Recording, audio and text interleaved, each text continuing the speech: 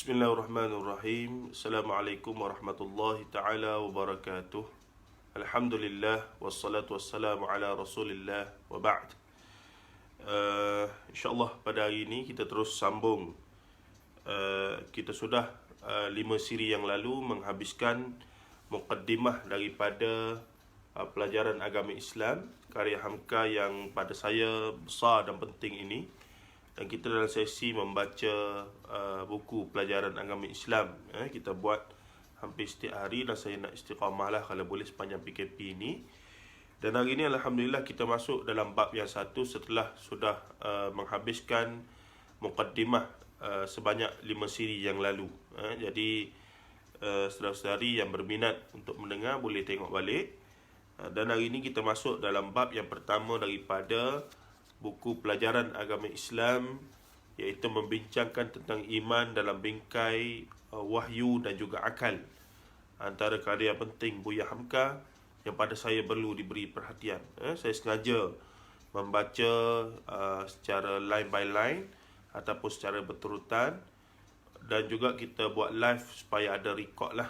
Saya dapat share dengan tuan-tuan, dapat juga bagi motivasi untuk kita terus istiqamah hadam apa yang Buya Hamka sebut dalam buku pelajaran agama Islam ini. Baik, dalam bab yang pertama ini Hamka bagi tajuk manusia dan agama. Manusia dan agama. Dan pembahagian subtajuknya ada lebih kurang 5. Yang pertama takjudnya yang ada. Dan bila saya baca peterangannya, yang ada tu Hamka nak bincang tentang wujud, yakni sifat Allah, iaitu wujud yang ada itu, kewujudan Allah. Yang kedua, penyelidikan ahli-ahli, yakni cara pembuktian wujudnya Allah itu, untuk meyakinkan wujudnya Tuhan yang Maha Esa ataupun Allah itu dan dia tunggal. Maka cara yang pertama dia menjelaskan tentang wujud itu. Yang kedua, dia mendatangkan subtopiknya yang bertajuk penyelidikan ahli-ahli. Yang ketiga, alam falsafah. Bagaimana orang-orang falsafah juga cuba mencari ataupun membuktikan kewujudan Tuhan. Yang keempat, Hamka membincangkan tentang agama, fitrah dan Islam. Agama, fitrah dan Islam. Dan yang kelima, Buya Hamka membincangkan tentang iman, dan taklid. Iman, amal dan juga taklid. Itulah 5 topik ataupun subtopik pada tajuk yang pertama. Baik, tanpa buang masa, kita masuk terus baca subtopik yang pertama, iaitu yang ada ataupun wujud. Bagaimana Buya Hamka menghuraikan tentang wujud ataupun tentang bagaimanakah caranya orang awam ataupun dalam pengalaman beliau sebagai orang Minang, sejarah latar belakangnya orang Minang itu akhirnya mempercayai akan wujudnya Allah Azza wa Jal tanpa menafikan dan seumpamanya itu. Baik. Kata Buya Hamka, alam terbentang luas dan manusia hidup di dalamnya.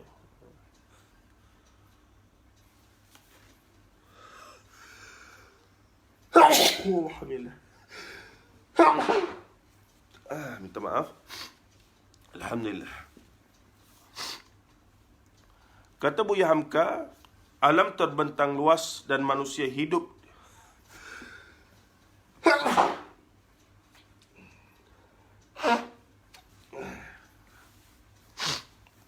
Ini bukan coronavirus tuan-tuan ya. Ini memang pagi-pagi jenis orang ada sedung ni, begitulah. Baik, alam terbentang luas dan manusia hidup di dalamnya dengan panca indera dan akal yang ada padanya.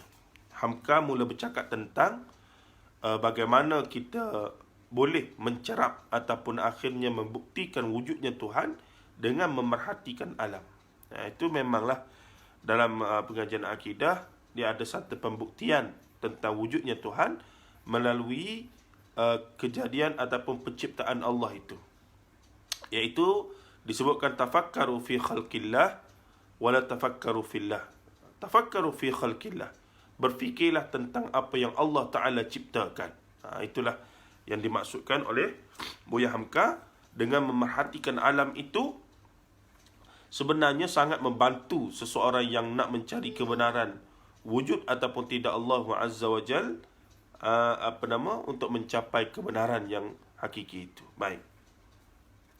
Dengan panca indera dan akal yang ada padanya, manusia dapat menyaksikan alam itu dalam segala sifat dan lakunya. Ada kebesaran, keajaiban dan keindahan. Dan ada perubahan-perubahan yang tetap. Kehidupan manusia itu sendiri tidak dapat diceraikan dengan alam itu. Maka yang mula-mula timbul pada manusia itu adalah perasaan bahawa ada sesuatu yang menguasai alam ini. Bagi mereka yang akhirnya merenung alam, golongan yang merenung alam, akhirnya mereka tidak mampu nafikan. Secara logiknya, secara hakikat, secara kita kata batin, secara asasnya, secara kita kata nature, mereka tidak mampu nafikan. Di sebalik kehebatan, ketertiban, ketertiban, kesempurnaan, keajaiban yang berlaku dalam fenomena-fenomena alam saban hari, ada satu kuasa mutlak yang menciptakan. Ada satu kuasa mutlak yang menguasainya. Baik. Kata Hamka lagi, dia yang mengatur dan menyusun perjalanan, dia yang menjadikan segalanya, dia yang maha kuasa, yang atas setiap sesuatu yang ada. Kesan pertama bahawa ada yang maha kuasa, itu meratalah pada segenap manusia.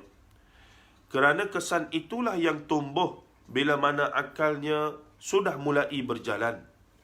Kerana kesan itulah yang tumbuh bila mana bahawasanya ada sesuatu kekuatan tersembunyi di latar belakang yang tampak ini, yang selalu dirasai adanya, tetapi tidak dapat ditunjukkan tempatnya. Tidaklah pernah terpisah perasaan ini. Walaupun bagaimana kepintaran manusia ataupun dia masih berfikir sederhana, pada zaman akal itu mulai bertumbuh, yakni pada zaman primitif, khayalnya yang ada itu diberi berupa, menjadi perlambang daripada perasaannya yang sendiri. Gini maksud dia, tuan-tuan. Sebelum munculnya konsep agama, zaman manusia, zaman dulu, maksudnya wahyu tak sampai apa semua lagi, dia dah wujud manusia ni. Disebabkan dia wujud, Allah Ta'ala, dia tidak tahu lagi hakikat ketuhanan dan seumpamanya. Tapi Allah Azza wa Jal telah memberikan dia akal untuk berfungsi berfikir.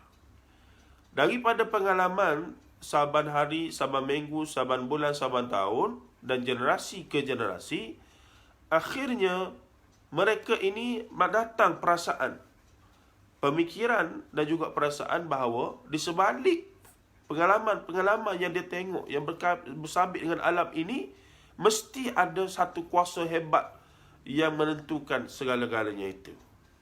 Maka mereka mula bersangka-sangka. Disebabkan mereka tidak ada panduan wahyu, maka mereka mula dulu untuk bersangka-sangka.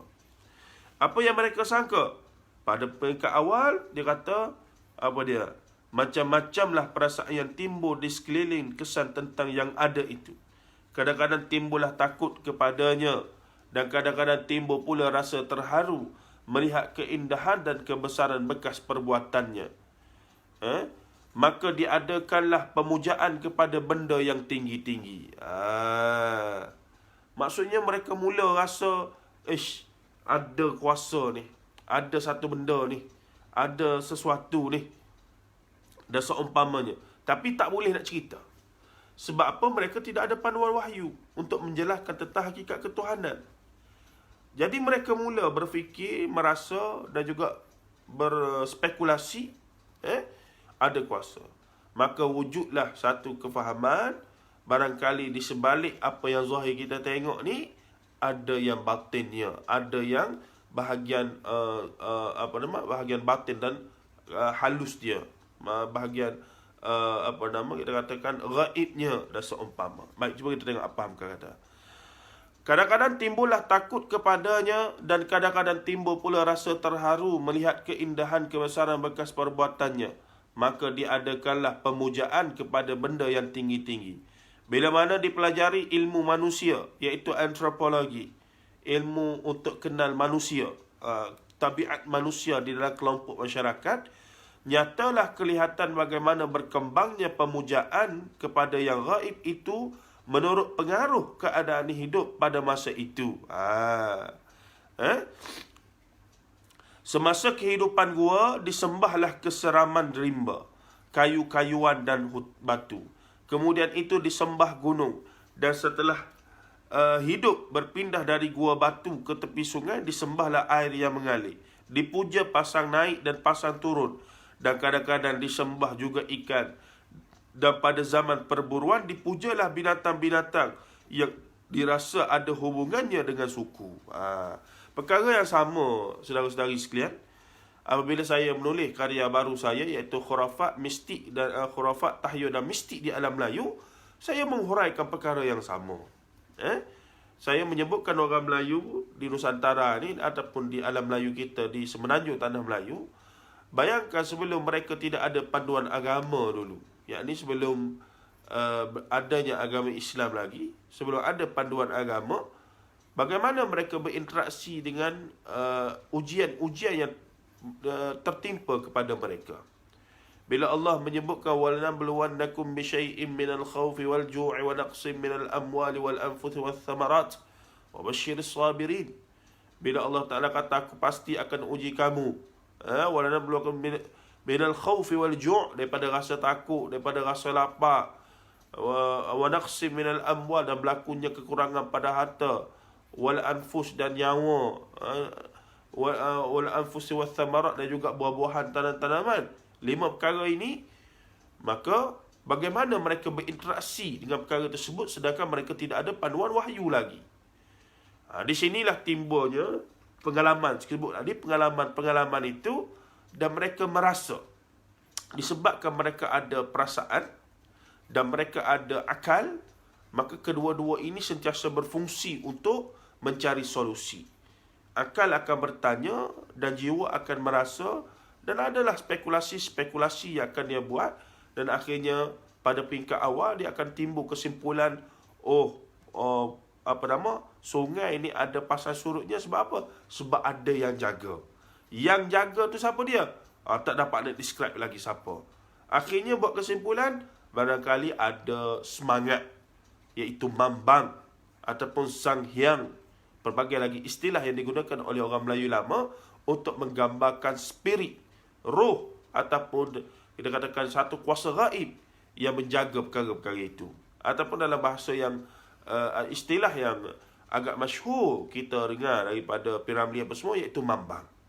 Ada mambang sungai, mambang laut, mambang pokok, mambang gunung, mambang tu, mambang. Semua benda ada mambang. Sebab apa? Sebab dikatakan mambang itulah sebagai satu kuasa gaib yang mengkontrol ataupun yang menjaga dan seumpamanya.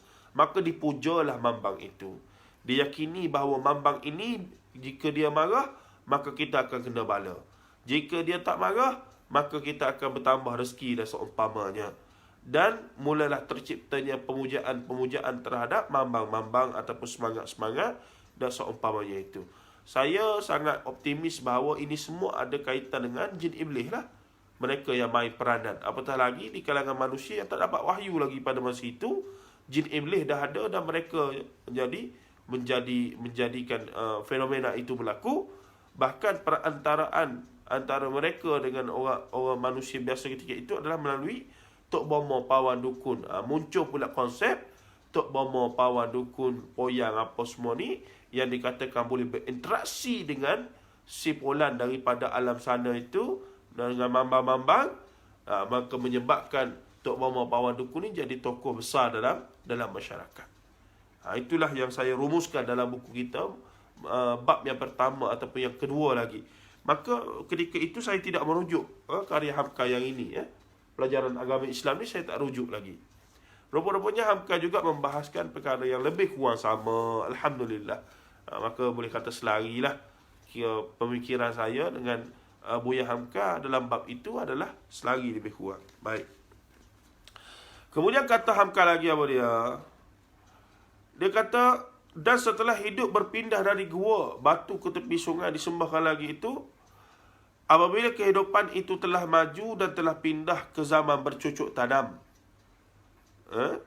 mulailah dirasai pertalian yang rapat di antara langit dan bumi.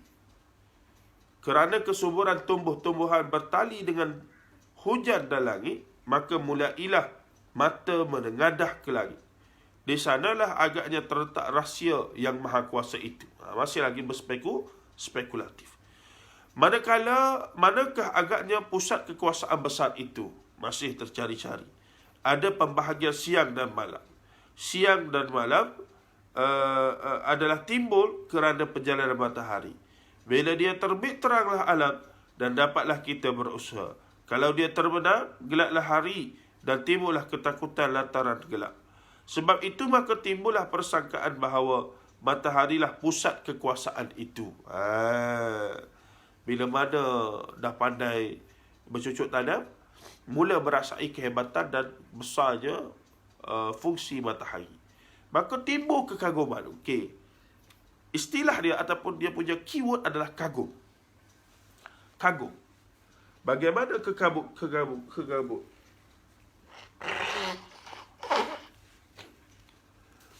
Bagaimana kekaguman? Bagaimana kekaguman boleh melahirkan rasa ketuhanan kepada perkara yang tidak sepatutnya.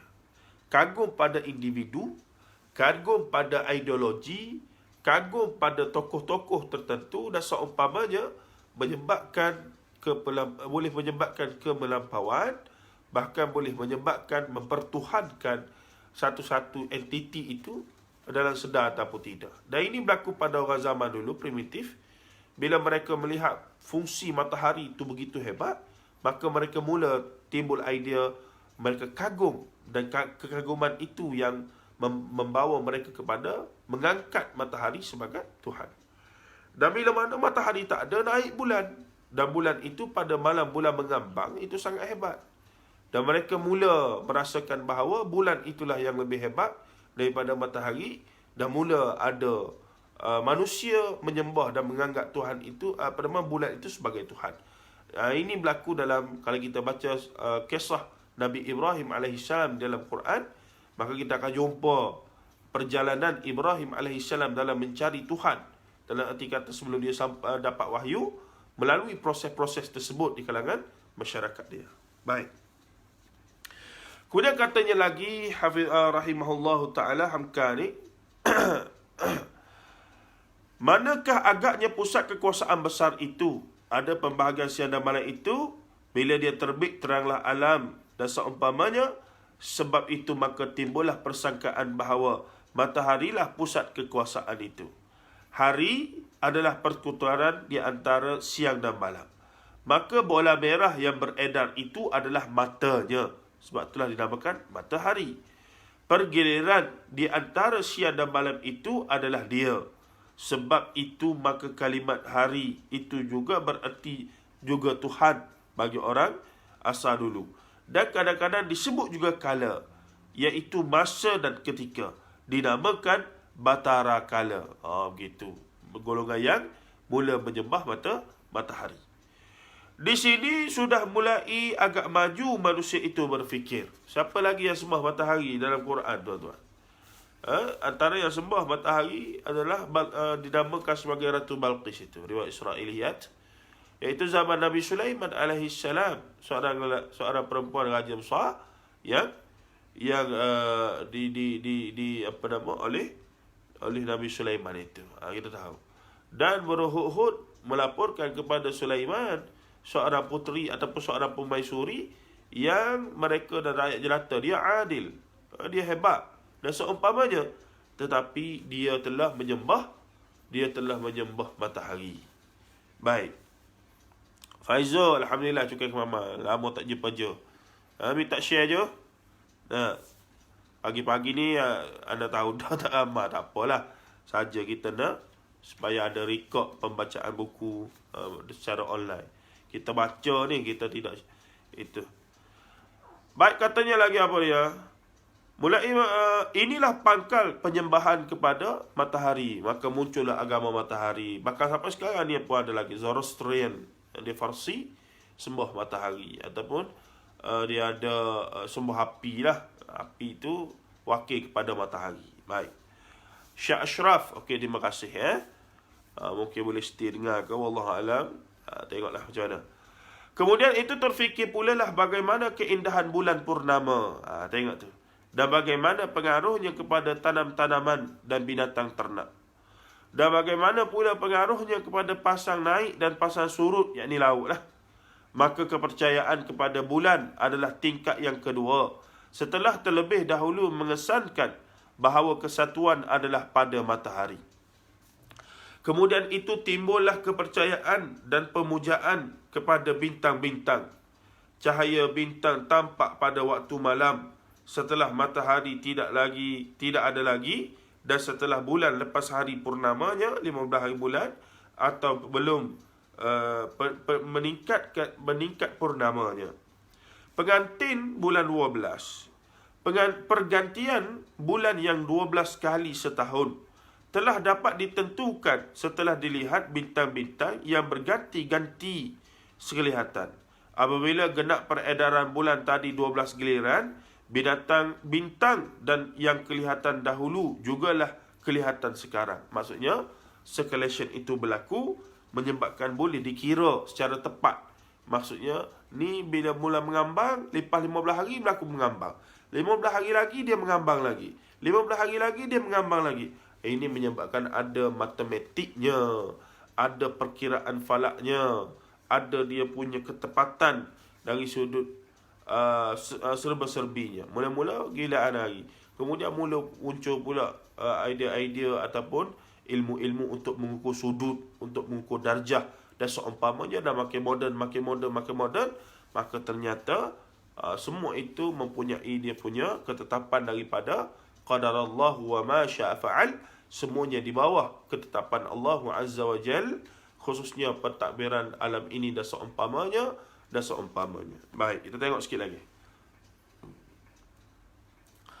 Kemudian katanya lagi ada musim pergeseran bintang itu sangat bertari dan bermusim. Ada musim hujan dan ada kumpulan bintang yang kelihatan.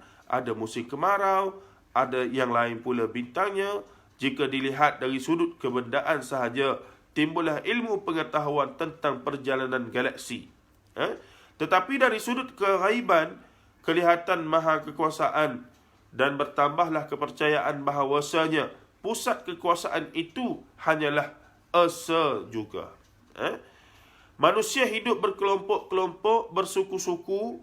Sudah nyata bahawa mula-mula manusia itu melihat keluar lingkungan dirinya, baik kepada bumi yang terhampar atau kepada langit yang terbentang luas. Sesudah itu menukiklah penglihatan tadi ke bawah, kepada dirinya sendiri dan kepada masyarakat yang ada di sekeliling. Aku telah ada di dunia ini. Dari mana datangnya aku? Hamka mula buat macam monolog lah. Bila kita duk tengok semua alam bintang apa semua betul begini, akhirnya manusia akan balik pada diri dia. Aku sendiri ni macam mana? Datangnya daripada mana? Siapa yang cipta aku? Dalam arti kata, situasinya sekarang kita bercakap, manusia asal yang tidak ada pedoman wahyu, tapi sedang dalam proses pencarian, kerana dia ada akal dan juga perasaan, maka dia sentiasa mencari kebenaran di sebalik kejadian wujudnya alam ini. Al-wujud alam ini. Baik, katanya lagi, maka setelah itu dia berfikir, manusia ni akan bertanya tentang diri dia. Dari mana datangnya aku? Aku datang dari sebab perhubungan bersetubuh di antara kedua ibu bapaku. Maka terasalah bagaimana kuatnya tali perhubungan dan kehidupan manusia kerana adanya alat kelamin laki-laki itu. Seorang laki-laki merasai bagaimana kegagah perkasaannya mencari makan dan bersetubuh kerana alat kelaminnya. Seorang perempuan pun merasai apa pentingnya hubungan dia sebagai wanita dengan kawannya sebagai laki-laki kerana alat setubuh itu. Maka timbul pula lah kesan bahawasanya alat setubuh rahsia dari kehidupan. Sebab itu dia dipandang sebagai pusaka ghaib yang bertuah. Sampai satu peringkat ada kelompok manusia mula berfikir, kita hidup ni datang daripada mana? Oh, datang daripada rahim. Inilah beranak daripada ibu. Beranak ibu tu datang daripada mana? Daripada hubungan seksual suami isteri. Jadi bermula daripada situ, mulalah ada idea, oh sebenarnya yang hebat ni, yang ada kuasa gaib ni adalah apa dia? Alat kemaluan kita masing-masing, lelaki dan wanita. Maka kemuncaknya apa dia? Kemuncaknya muncullah manusia yang menyembah kemaluan mereka sendiri. Memuja, menyembah, berterima kasih kepada kemaluan masing-masing, lelaki dan wanita. Ini ada. Ini pernah berlaku dan masih ada lagi barangkali bagi setengah-setengah pihak. Baik, katanya lagi apa dia? Maka timbullah pula kesan bahawasanya alat setubuh rahsia dari kehidupan. Sebab itu dia dipandang sebagai pusaka gaib yang bertuah, yang harus dipelihara dan dipuja. Maka sejak kehidupan yang pertama itu, sudah kelihatan bahawa alat setubuh itu disaktikan, ditutupi baik-baik, sehingga telah menjadi naluri turun-temurun dalam hidup manusia yang beribu tahun, merasa diri derhaka kalau aurat itu terbuka.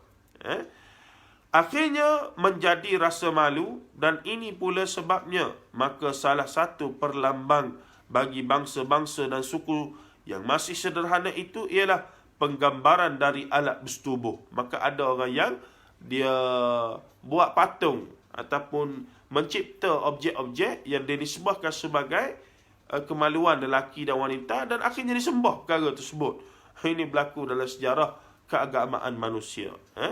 Bahkan pada kuil-kuil Hindu dan Buddha masih dilihat puncak yang lekas membawa kesan itu. Ialah gambaran dari alat kelamin laki-laki, itulah yang dinamakan sebagai lingga. Ini kita maklum, kalau kita belajar perbandingan agama, boleh tanya guru-guru dan sahabat-sahabat kita tentang perkara tersebut.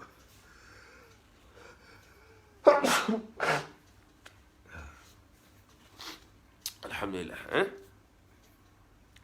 Baik, katanya lagi apa dia? Sikit lagi. Kepercayaan demikian merapatkan hubungan dengan ibu bapa. Bahkan menyebabkan ibu bapa pun menjadi penyembahan dan pemujaan.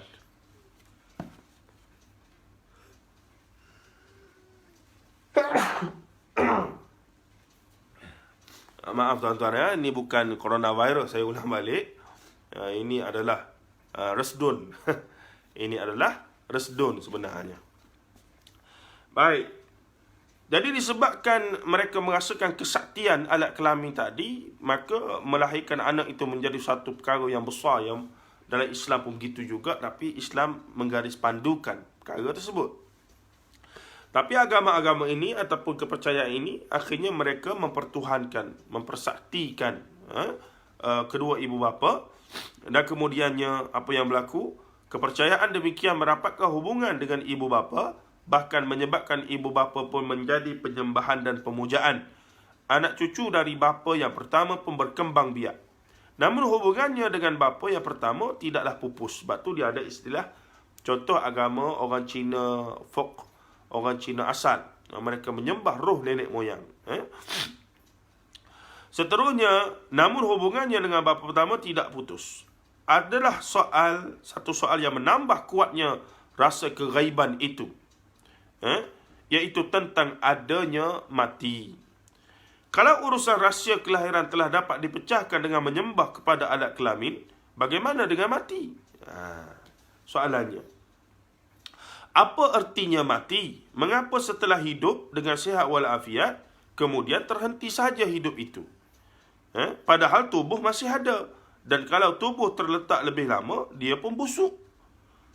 Maka setelah seorang keluarga mati, meskipun badannya telah dibuang dan dikuburkan, terasa juga bahawa dia masih ada. Terasa bahawa dia masih ada di sekeliling kita.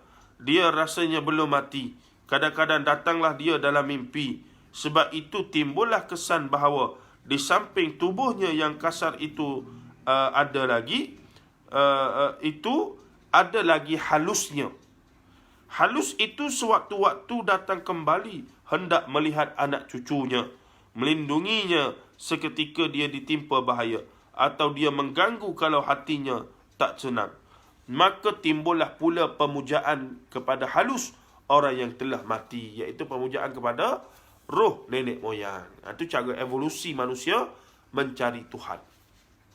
Daripada tengok alam, daripada tengok bulan, bintang, matahari, daripada semuanya timbul akibat daripada rasa kagum.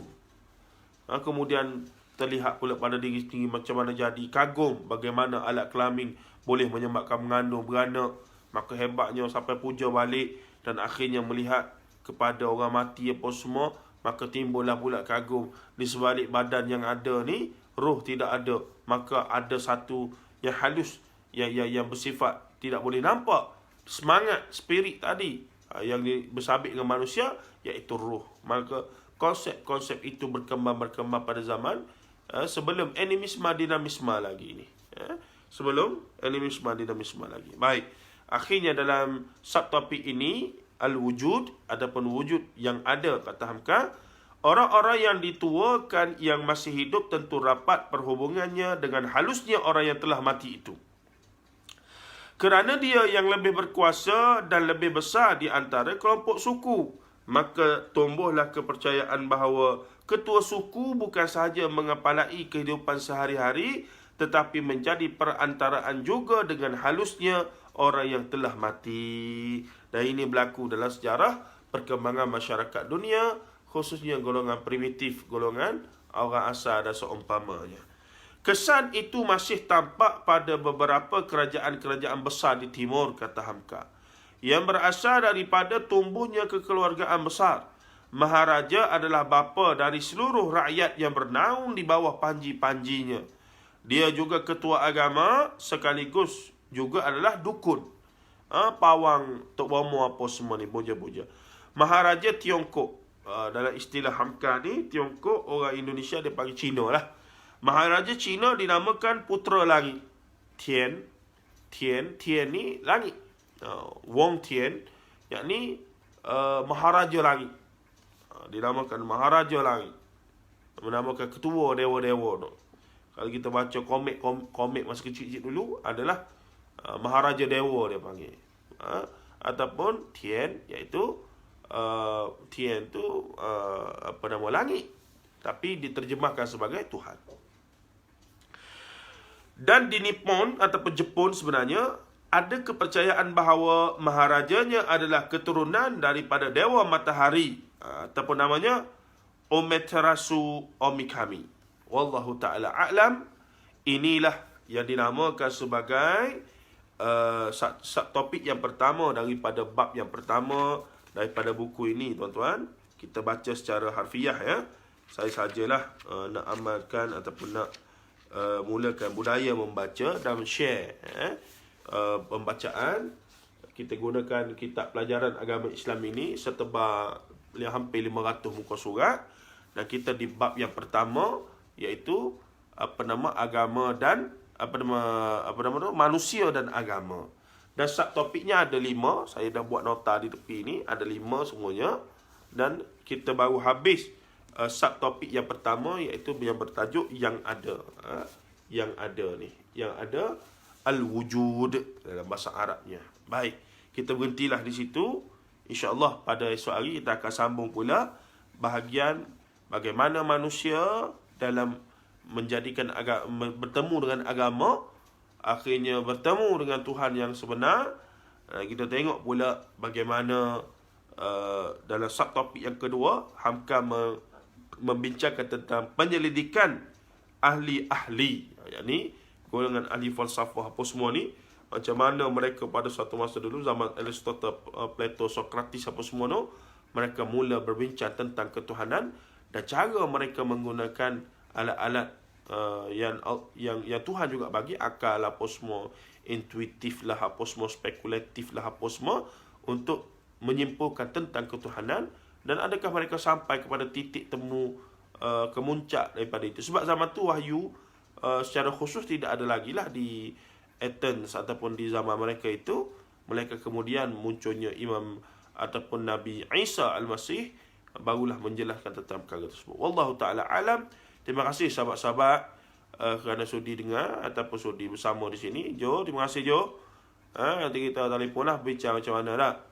Baik, terima kasih banyak. Ini kaedah pembacaan yang memanglah agak tak berapa seronok, syok, boring. Tambah-tambah nak puasa ni orang nak tahu kuhaka apa semua, nak tadabbur Quran. Tapi tak apa, dalam sesi ini kita istiqamah untuk buat benda yang berbeza sedikit. Tak bolehlah sama dengan orang sahaja ya, supaya ada manfaatnya, ada pelengkapnya kepada asatizah lain, insya-Allah. Baik, terima kasih banyak. Assalamualaikum warahmatullahi taala wabarakatuh.